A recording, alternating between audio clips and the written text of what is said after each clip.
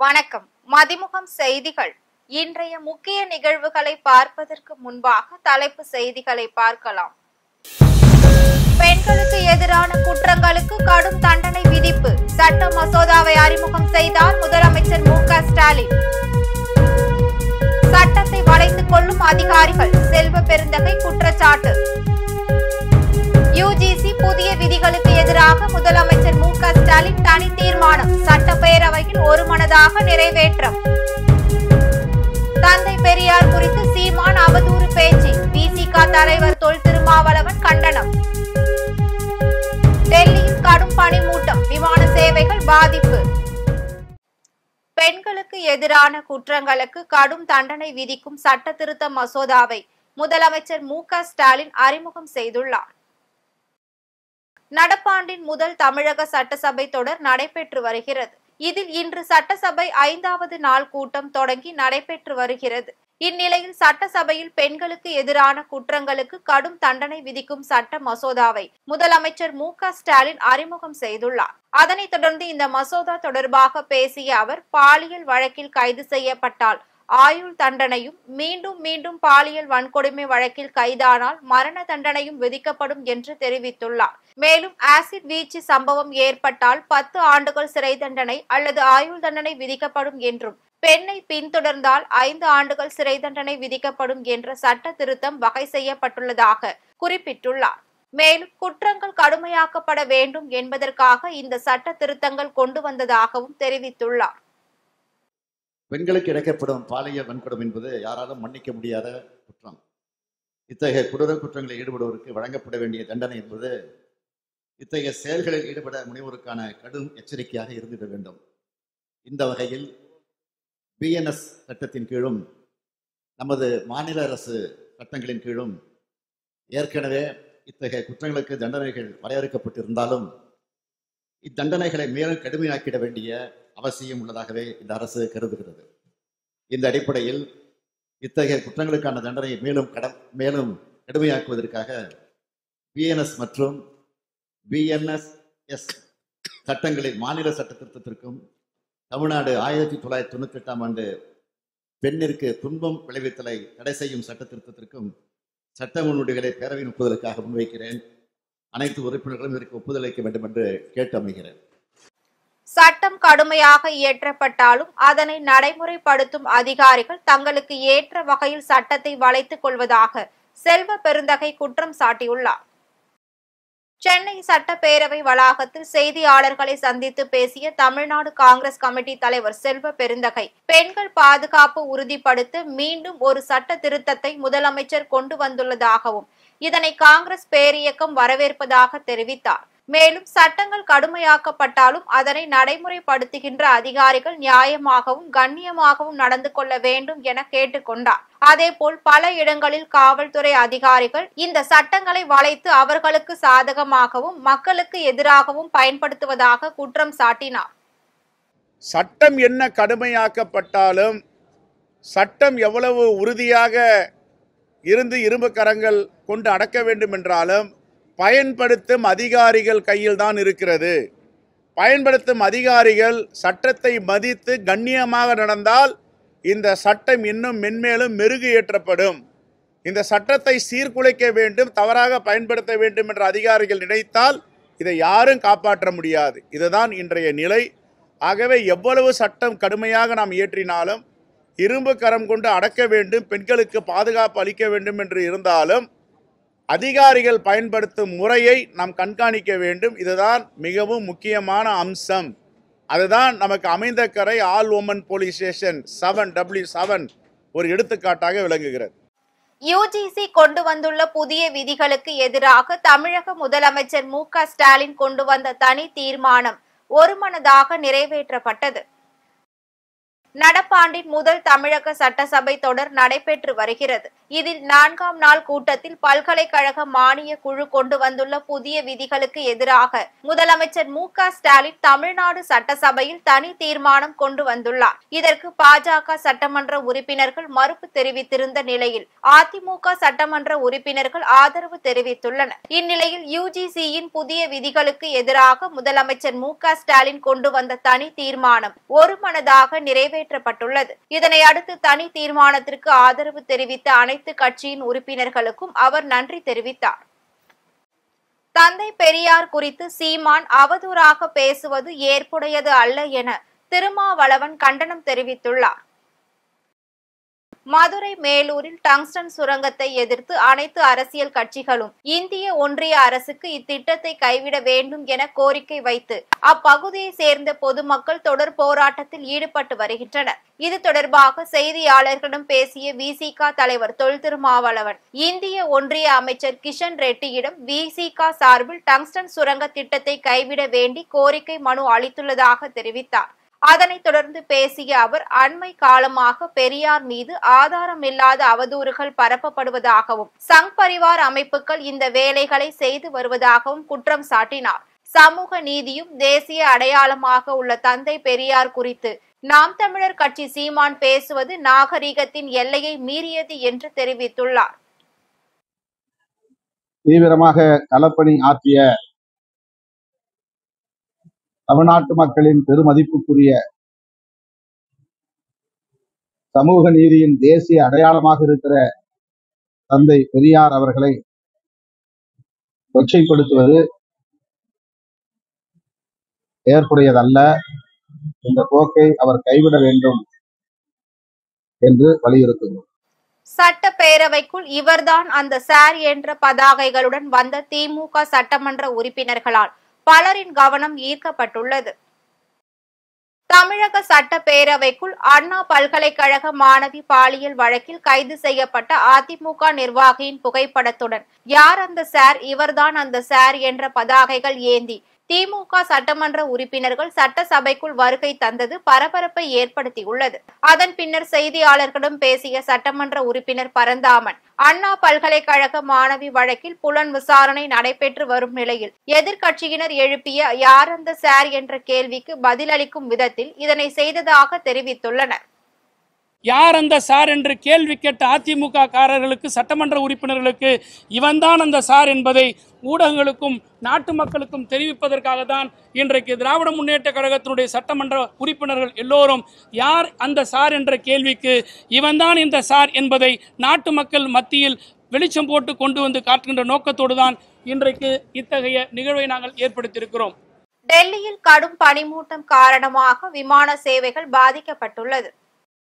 தலைநகர் டெல்லியில் கடும் பனிமூட்டம் காரணமாக விமான சேவை பாதிக்கப்பட்டுள்ளது. போதிய வெளிச்சமின்மை காரணமாக டெல்லி இந்திரா காந்தி சர்வதேச விமான நிலையத்தில் 100க்கும் மேற்பட்ட விமானங்கள் தாமதமாக இயக்கப்பட்டதால் பயணிகள் பெரும் அவதி அடைந்துள்ளனர். இது தொடர்பாக சர்வதேச விமான நிலையம் வெளியிட்டுள்ள எக்ஸ்தல பதிவில் புதுப்பிக்கப்பட்ட விமான தகவல்களுக்கு சம்பந்தப்பட்ட விமான நிறுவனத்தை தொடர்பு கொண்டு பயணிகள் பயண சேவையை தொடருமாறு கேட்டுக் கொண்டுள்ளனர். மேலும் டெல்லியில் பனிமூட்டம் தொடர்ந்து அதிகரிக்க கூடும் என்று வானிலை ஆய்வு மையம் எச்சரிக்கை விடுத்துள்ளது. வைகுண்ட ஏகாதசியை ஒட்டி பல்வேறு மாவட்டங்களில் பெருமாள் கோவில்களில் சொர்க்கவாசல் திறக்கப்பட்டு சிறப்பு தீபாராதனை நடைபெற்றது. வைகுண்ட ஏகாதசியை ஒட்டி தர்மபுரி மாவட்டத்தில் உள்ள பெருமாள் கோவில்களில் அதிகாலையில் சொர்க்கவாசல் திறக்கப்பட்டது. அதன் ஒரு பகுதியாக தர்மபுரி கோட்டை பரவாசுதேவ கோவிலில் சொர்க்கவாசல் திறக்கப்பட்டது. இதில் திரளான பக்தர்கள் கலந்து கொண்டு சுவாமி தரிசனம் செய்தனர். அதேபோல் இலக்கியம்பட்டி ஸ்ரீதேவி பூதேவி நித்திய கல்யாண வெங்கடேஸ்வரர் பெருமாள் கோவிலில் வைகுண்ட ஏகாதசி விழாவை ஒட்டி சொர்க்கவாசல் திறப்பு நிகழ்ச்சியும் சிறப்பு அபிஷேக ஆராதனையும் நடைபெற்றது. அதேபோல் காரைக்கால் அடுத்த திருநள்ளாறில் அமைந்துள்ள ஸ்ரீ நலநாராயண பெருமாள் கோவிலில் சொர்க்கவாசல் திறப்பு நிகழ்ச்சி நடைபெற்றது. அதிகாலை 4 மணிக்கு பெருமாள் திருப்பள்ளி எழுச்சியும் அதனைத் தொடர்ந்து ஸ்ரீநல நாராயண பெருமாள் ஸ்ரீதேவி பூதேவி சமேதராக தங்க கவச அலங்காரத்தில் சொர்க்கவாசல் வழியே எழுந்தருளி பக்தர்களுக்கு அருள் பாலித்தார். இதனைத் தொடர்ந்து ஸ்ரீ நலநாராயண பெருமாள் வீதி உலா நிகழ்ச்சியும் நடைபெற்றது. அதேபோல் நாமக்கல் அருள்மிகு அரங்கநாதர் திருக்கோவிலில் சொர்க்கவாசல் திறப்பு நிகழ்ச்சி நடைபெற்றது. இதில் ஆயிரக்கணக்கான பக்தர்கள் பங்கேற்று சுவாமி தரிசனம் செய்தனர். 108 திவ்ய தேசங்களில் ஒன்றான திருவள்ளூரில் உள்ள உலக பிரசித்தி பெற்ற ஸ்ரீ வைத்திய வீரராகவ பெருமாள் கோவிலில் சொர்க்கவாசல் திறக்கப்பட்டது. அதனைத் தொடர்ந்து வீரராகவர் கோவிலில் 12 ஆழ்வார்களுக்கு மரியாதை செலுத்தும் நிகழ்ச்சி நடைபெற்றது. இதில் திரளான பக்தர்கள் பங்கேற்று சுவாமி தரிசனம் செய்தனர். அரியலூரில் கோதண்ட ராமசுவாமி திருக்கோவிலில் சொர்க்கவாசல் திறப்பு வெகு விமர்சையாக நடைபெற்றது. இதில் சுற்று வட்டார பகுதிகளில் இருந்து ஏராளமான பக்தர்கள் கலந்து கொண்டு சுவாமி தரிசனம் செய்தனர். அதேபோல் குருவாளப்பர் கோவில், விக்கிரமங்கலம், செந்துறை உள்ளிட்ட பகுதிகளிலும் சொர்க்கவாசல் திறப்பு விழா நடைபெற்றது. ஈரோடு கஸ்தூரி அரங்கநாதர் பெருமாள் கோவிலில் வைகுண்ட ஏகாதசி விழா நடைபெற்றது.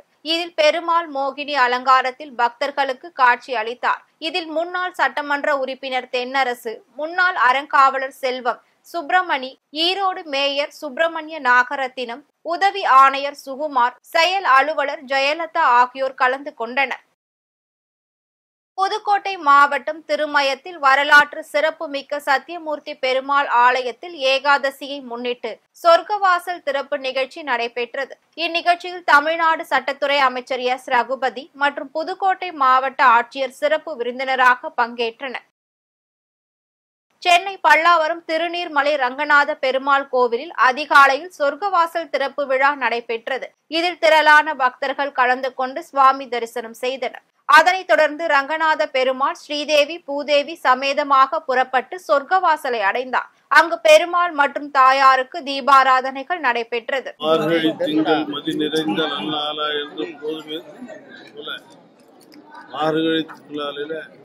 வைகுண்ட ஏகாதசி 62வது திவ்ய தேசமான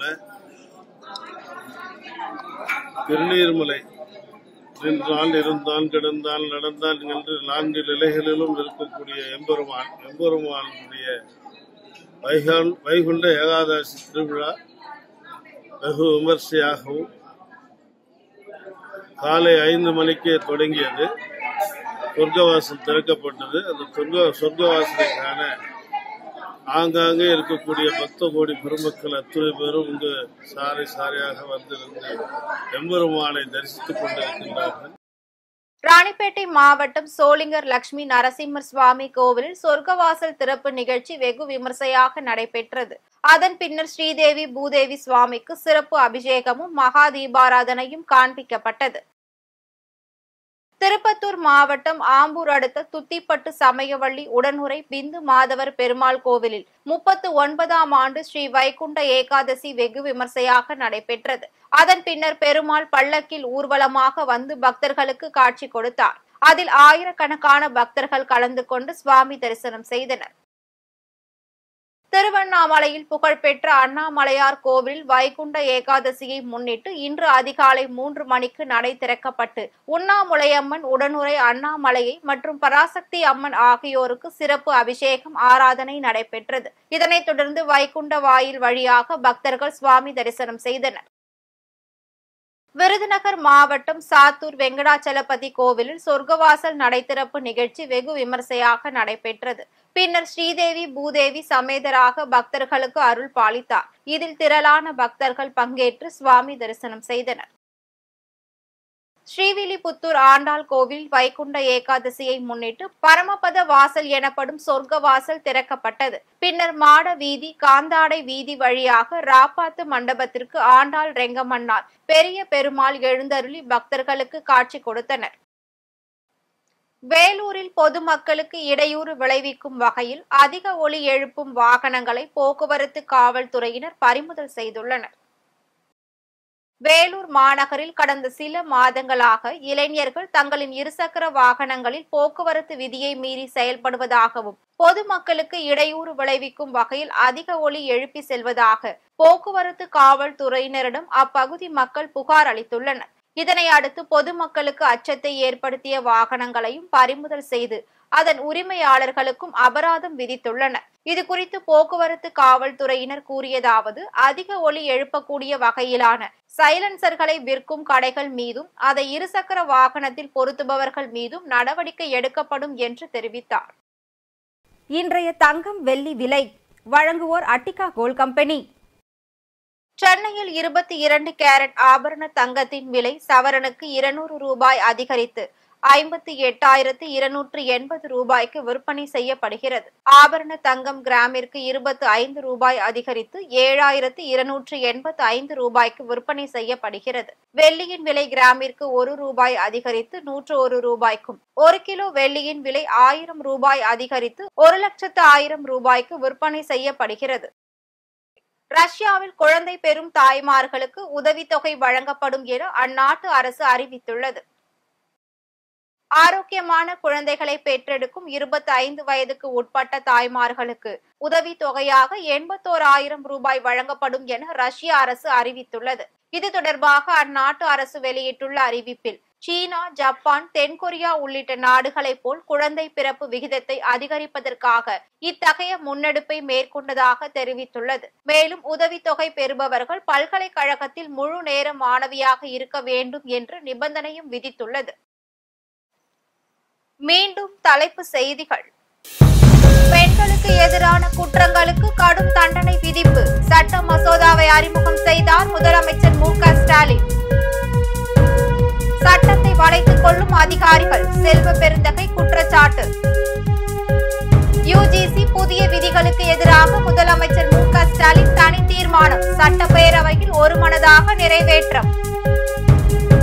தந்தை பெரியார் குறித்து சீமான் அவதூறு பேச்சு, விசிக தலைவர் தொல் திருமாவளவன் கண்டனம். டெல்லியில் கடும் பனிமூட்டம், விமான சேவைகள் பாதிப்பு. இத்துடன் செய்திகள் நிறைவடைந்தன. மீண்டும் செய்திகள் இரவு 8 மணிக்கு. மேலும் செய்திகளை தெரிந்து கொள்ள மதிமுகம் பிரைம் யூடியூப் தளத்தில் இணைந்திருங்கள்.